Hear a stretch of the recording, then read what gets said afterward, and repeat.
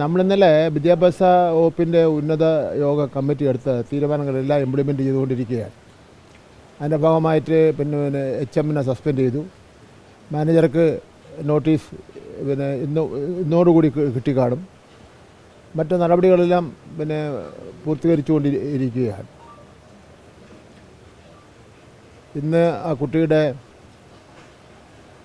ചടങ്ങുകൾ കഴിഞ്ഞാൽ മറ്റു കാര്യങ്ങളെ സംബന്ധിച്ചിടത്തോളം ആലോചിക്കും. ഞാൻ ഇന്ന് പോകുന്നില്ല. ഇന്നലെ വിദ്യാഭ്യാസ ഡെപ്യൂട്ടി ഡയറക്ടർമാരുടെയും AEO DEOമാരുടെ ഉള്ള യോഗം ചേർന്നു. എവിടെയെങ്കിലും ഇത്തരത്തിൽ ശ്രദ്ധിക്കപ്പെടാത്ത നിലയിലുള്ള അപകട സൂചകമായിട്ടുള്ള കാര്യങ്ങളുണ്ടെങ്കിൽ അടിയന്തരമായ നടപടി സ്വീകരിക്കുന്നതിന് വേണ്ടിയുള്ള നിർദ്ദേശം കൊടുത്തിട്ടുണ്ട്. വിദ്യാഭ്യാസ വകുപ്പിനെ സംബന്ധിച്ചിടത്തോളം ഇത് പരിപൂർണമായി ഞങ്ങൾ വളരെ ശ്രദ്ധ കൊടുത്തിട്ടുള്ള കാര്യമാണ്. ഗവൺമെൻറ് വലിയ ശ്രദ്ധ കൊടുത്തിട്ടുള്ള കാര്യമാണ്. ഇതിവിടെ സംഭവിച്ചതിൽ നിന്ന് നമുക്കെല്ലാം ദുഃഖമാണ്. ചെയ്യാൻ കഴിയുന്ന കാര്യങ്ങൾ മുഴുവനും ഗവൺമെൻറ് ചെയ്യുക എന്നുള്ളതാണ്. പിന്നെ മാനേജ്മെൻറ്റിൻ്റെ ഭാഗത്തു നിന്ന് എന്തെങ്കിലും വീഴ്ച സംഭവിച്ചിട്ടുണ്ടെങ്കിൽ അതൊരു കാരണവശാലും അംഗീകരിക്കുന്ന പ്രശ്നമില്ല. അത് വിദ്യാഭ്യാസ അവകാശ ചട്ടങ്ങളിൽ തന്നെ മാനേജ്മെൻറ്റിൻ്റെ അധികാരങ്ങളും മാനേജ്മെൻറ്റ് ചെയ്യേണ്ട കാര്യങ്ങളെ സംബന്ധിച്ചിടത്തോളം പറഞ്ഞിട്ടുണ്ട്. അപ്പോൾ അതിലൊന്നും ഒരു വിട്ടുവീഴ്ച ചെയ്യുന്ന കാര്യമില്ല. ചില കോണുകളിൽ നിന്ന് പറയുന്നു മാനേജ്മെൻറ്റിന് വിട്ടുവീഴ്ച ചെയ്യാൻ മാനേജ്മെൻറ്റിനോട് വിട്ടുവീഴ്ച ചെയ്യാൻ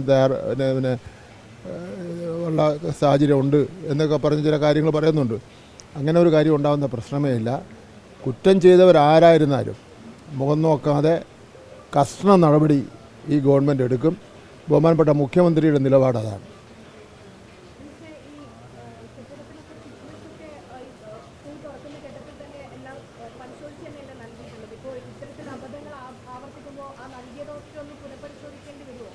ഇല്ലില്ല, അതിപ്പോൾ 14,000-ഓളം വരുന്ന കെട്ടിടങ്ങളുടെ ഫിറ്റ്നസ് സർട്ടിഫിക്കറ്റാണല്ലോ കൊടുക്കേണ്ടത്. അത് ഫിറ്റ്നസ് സർട്ടിഫിക്കറ്റ് കൊടുക്കാത്ത ചില സ്ഥാപനങ്ങളുണ്ടായിരുന്നു. അത് തദ്ദേശ സ്വയംഭരണ വകുപ്പുമായിട്ട് ബന്ധപ്പെട്ട് നമ്മൾ കൊടുത്ത് ഈ പുതിയ കെട്ടിടത്തിൻ്റെ ചെറിയൊരു പൊക്കത്തിൻ്റെയൊക്കെ കാര്യത്തിലുള്ള ചില സംശയങ്ങളായിരുന്നു. അപ്പോൾ ബാക്കി കാര്യങ്ങൾ ചെറിയൊരു കാര്യമില്ലല്ലോ. 14,000 സ്കൂളും ഇത്രയും ദൂരമായി കാസർഗോഡ് മുതൽ തിരുവനന്തപുരം വരെയുള്ള സ്ഥാപനങ്ങൾ എന്തെങ്കിലും ഒരു പ്രശ്നം ഉണ്ടാകാതിരിക്കാൻ വേണ്ടി പരിശ്രമിക്കാം. ഇപ്പോൾ തന്നെ മരം നിൽക്കുന്ന ഒരു സ്ഥലത്ത് ഒടിഞ്ഞു വീഴില്ലെന്നാണ് നമ്മൾ പ്രതീക്ഷിക്കുന്നത്. ശക്തമായ കാറ്റ് വന്നു കഴിഞ്ഞാൽ ഒടിഞ്ഞ് വീഴും, അത് ബുദ്ധിമുട്ടുണ്ടാവും. അപ്പോൾ അതുകൊണ്ട് ഇതൊരു നമ്മൾ പറയുന്ന പോലെ അത്ര ലളിതമല്ല.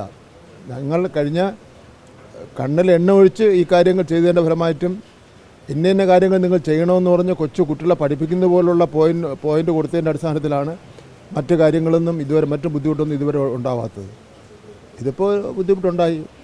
ഇത് നമുക്കിനി നമ്മൾ ആ മാന തിരിച്ചു കിട്ടിയില്ല. അതിൽ നിന്നുകൊണ്ട് കാര്യങ്ങൾ ചെയ്യാൻ വേണ്ടി ഗവൺമെൻറ് പൂർണ്ണമായി ആ കുടുംബത്തോടൊപ്പമാണ് ഗവൺമെൻറ്.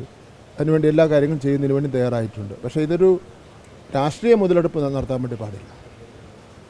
ഉദാഹരണം, മരണ വീട്ടിൽ ചെന്ന് പോകുന്ന ജനനേതാക്കളെ, മന്ത്രിമാരെ റോഡിൽ കരിങ്കൊടി കാണിച്ച് തടയുക, വണ്ടിയുടെ മുന്നിൽ ആത്മഹത്യാ സ്ക്വാഡ് പോലെ എടുത്തിയാടുക, ഇത് നമ്മൾ നല്ല രീതിയല്ല. എല്ലാ UDFിൽപ്പെട്ടവർക്കും LDFിൽപ്പെട്ടവർക്കും BJPയിൽപ്പെട്ടവർക്കും ജനനേതാക്കൾക്കും മന്ത്രിമാർക്കും ജനപ്രതിനിധികൾക്കും ഈ ദുരന്തമുണ്ടായ വീടുകളിൽ പോവേണ്ട ഉള്ള കാര്യമുണ്ട്. അപ്പോൾ ആ ദുരന്തമുള്ള വീടുകളിൽ ചെന്ന് അവരെ ആശ്വസിപ്പിക്കാനും ഗവൺമെൻറ്റിൻ്റെ തീരുമാനങ്ങൾ പറയുന്നതിന് വേണ്ടി പോകുമ്പോൾ റോഡിൽ നിന്ന് പുതിയൊരു അപകടം കൂടെ ഉണ്ടാകുന്ന രൂപത്തിൽ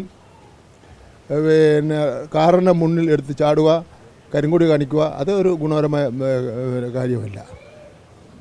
അപ്പോൾ അത് ഇപ്പോൾ അവരാരും പ്രഖ്യാപിച്ചിട്ടില്ലല്ലോ. ഈ കരിങ്കൊടി കാണിക്കാനും തടയാനും വന്നവരാരും ഈ കുടുംബത്തെ സഹായിക്കുന്നതിന് വേണ്ടി ഒരു പ്രഖ്യാപനം നടത്തിയിട്ടില്ലല്ലോ. ഇപ്പോൾ KSTA അധ്യാപക സഹകരണ 10 ലക്ഷം രൂപ കൊടുക്കുമെന്ന് പറഞ്ഞു. അതേപോലെ തന്നെ ഇലക്ട്രിസിറ്റി ബോർഡ് 5 ലക്ഷം രൂപ കൈമാറി കഴിഞ്ഞു. വിദ്യാഭ്യാസ വകുപ്പ് ഏതാണ്ട് ഒരു 20 ലക്ഷം രൂപയ്ക്ക് താഴെയുള്ള കെട്ടിടം വെച്ച് കൊടുക്കാനാണ് ഞങ്ങൾ ഉദ്ദേശിക്കുന്നത്. അതുപോലെ തന്നെ ഒരു അത്യാവശ്യ പോക്കറ്റ് മണി എന്നുള്ള നിലയിൽ ഉടനെ തന്നെ ഒരു 3 ലക്ഷം രൂപ ഗവൺമെൻറ് കൊടുക്കുകയാണ് ആ കുട്ടിയുടെ അത്യാവശ്യ കാര്യങ്ങൾക്ക് വേണ്ടി. ഇത് കൂടാതെ അവൻ്റെ വിദ്യാഭ്യാസവുമായി ബന്ധപ്പെട്ട് എന്തെങ്കിലും സാമ്പത്തിക ബാധ്യത ഉണ്ടെങ്കിൽ അത് ഒഴിവാക്കാൻ വേണ്ടിയുള്ള തീരുമാനം എടുത്തിരിക്കുകയാണ്. ഇത്തരം തീരുമാനങ്ങൾ 48 മണിക്കൂറിനുള്ളിൽ ഏത് കാലഘട്ടത്തിൽ എടുത്തിട്ടുണ്ട്? 48 മണിക്കൂറിനുള്ളിൽ അന്വേഷണം നടത്തി ഉണ്ടായ കാര്യങ്ങളുടെ മേൽ പരിഹാരം കാണുന്നതിന് വേണ്ടിയുള്ള പരിശ്രമം ഏത് കാലഘട്ടത്തിലാണ് നടന്നിട്ടുള്ളത്? ഒരു കാലഘട്ടത്തിലും നടന്നിട്ടില്ല. അപ്പോൾ അതുകൊണ്ട് അതിനെ അപ്രിഷ്യേറ്റ് ചെയ്യുന്നതിന് പകരം വിദ്യാഭ്യാസ മന്ത്രിയും ധനകാര്യ വകുപ്പ് മന്ത്രിയും അതേപോലുള്ള നേതാക്കന്മാർ ചെല്ലുമ്പോൾ ഒളിച്ചിരുന്ന് ചാടിയിരുന്ന് കരിങ്കൊടി, എന്തിനാണ് കരിങ്കൊടി ഞങ്ങൾക്കെതിരെ കാണിക്കുന്നത്?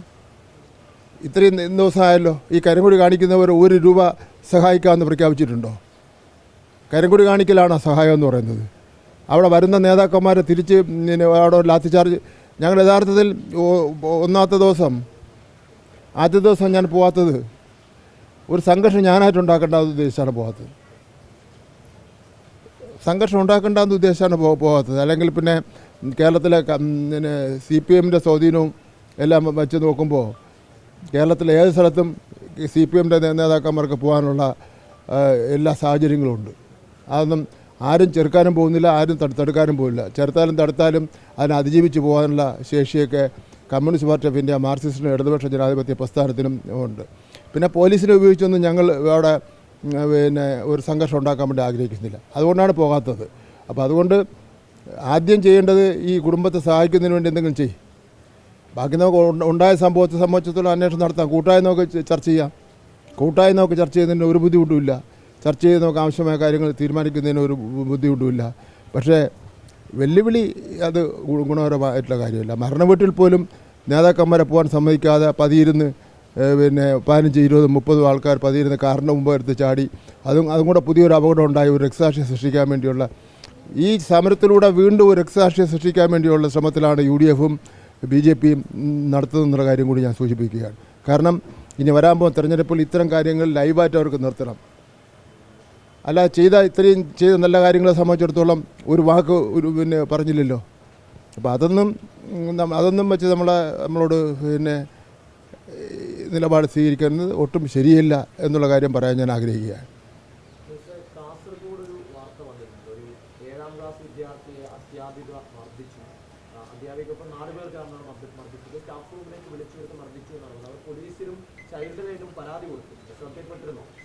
$47 ലക്ഷം വിദ്യാർത്ഥികൾ കേരളത്തിൽ പഠിക്കുകയാണ്. ചെറുതുമരുതുമായിട്ടുള്ള ഇത്തരം പ്രശ്നങ്ങളാകെ തന്നെ ഉണ്ടാവും. എൻ്റെ ശ്രദ്ധയിൽ പെടുന്ന കാര്യമാണെങ്കിൽ ആവശ്യമായ നടപടി സ്വീകരിക്കാം. ഇത് നമ്മുടെ വിഷ്വൽ മീഡിയസും അതുപോലെ സോഷ്യൽ മീഡിയസും ഒക്കെ സജീവമായതുകൊണ്ട് ഇത്തരം ചെറുതും വലുതുമായിട്ടുള്ള കാര്യങ്ങൾ ഉണ്ടായിക്കൊണ്ടിരിക്കും. അതിനെല്ലാ കാര്യങ്ങൾക്കും നമുക്ക് മറുപടി പറയാനും നടപടി സ്വീകരിക്കാനും നിൽക്കാൻ വേണ്ടി പ്രയാസമായിരിക്കും. ഗൗരവമുള്ള കാര്യങ്ങളാണെങ്കിൽ നമുക്കത് സ്വീകരിക്കാൻ വേണ്ടി കഴിയും. ഈ ഗവർണറോടും VC-യോടും വിട്ടുവീഴ്ച ചെയ്യുന്ന രീതിയിലാണ് ഒരു പ്രമുഖ പത്രത്തിൻ്റെ തലക്കെട്ട് വിശാല ഹൃദയനായ ആശാൻ ശ്രമിച്ചിരിക്കുന്നു എന്നാണ്. അല്ല, ഗവൺമെൻറ്റിനെ സംബന്ധിച്ചിടത്തോളം എല്ലാ സർവകലാശാലകളും പ്രവർത്തിപ്പിക്കുക എന്നുള്ളതാണ്. കുട്ടികളുടെ വിദ്യാഭ്യാസം നഷ്ടപ്പെടാൻ പാടില്ല എന്നുള്ളതാണ്. പ്രത്യേകിച്ച് ഉന്നത വിദ്യാഭ്യാസത്തിൽ പഠിക്കുന്ന കുട്ടികളാണ്. അവർക്ക് ഡിഗ്രി കൊടുക്കണം. അവർക്ക് ഹയർ എഡ്യൂക്കേഷൻ്റെ കൂടുതൽ പഠനത്തിന് ആവശ്യമായ സൗകര്യങ്ങൾ ചെയ്തു കൊടുക്കണം. റിസർച്ച് ചെയ്യുന്ന കുട്ടികളുണ്ട്. അങ്ങനെയൊക്കെ ഉള്ള ഏറ്റവും പ്രധാനപ്പെട്ട ഒരു മേഖലയാണ് ഉന്നത വിദ്യാഭ്യാസ മേഖല എന്ന് പറയുന്നത്. ആ ഉന്നത വിദ്യാഭ്യാസ മേഖലയുടെ അക്കാഡമിക് നിലവാരം പരിശോധിച്ച് നോക്കിയാൽ ഇന്ത്യയിൽ തന്നെ ഏറ്റവും കൂടുതൽ മെച്ചപ്പെട്ട അക്കാഡമിക് നിലവാരമുള്ള ഇതാണ് കേരളം. വിദേശ രാജ്യങ്ങളിൽ നിന്ന് നല്ലൊരു ശതമാനം കുട്ടികൾ പഠിക്കുന്ന സംസ്ഥാനമാണ് കേരളം എന്ന് പറയുന്നത്. അതായത് ആകെ അലങ്കോലപ്പെടുത്താൻ ഞങ്ങൾ ആഗ്രഹിക്കുന്നില്ല. ഇത് ഗവർണറുടെയും അതുപോലെ ഇപ്പോൾ ചുമതലയുള്ള വൈസ് ചാൻസലർമാരുടെയും ഉദ്ദേശ ലക്ഷ്യം എന്ന് പറഞ്ഞാൽ ഇത് അലങ്കോലപ്പെട്ട് പോകുക എന്നുള്ളതാണ്. കുട്ടികളുടെ വിദ്യാഭ്യാസം എങ്ങനെ ആയിക്കോട്ടെ എന്നുള്ളതാണ്. ഒരു ഗവൺമെൻറ്റിനെ സംബന്ധിച്ചിടത്തോളം എന്ത് വിട്ടുവീഴ്ച ചെയ്തുകൊണ്ടും കുട്ടികളുടെ വിദ്യാഭ്യാസം നന്നായി കൊണ്ടുപോകുക എന്നുള്ളതാണ്. അപ്പോൾ അതിനുവേണ്ടിയുള്ള വിട്ടുവീഴ്ചകൾ ചെയ്യുന്നതിലൊന്നും ഒരു തെറ്റില്ല.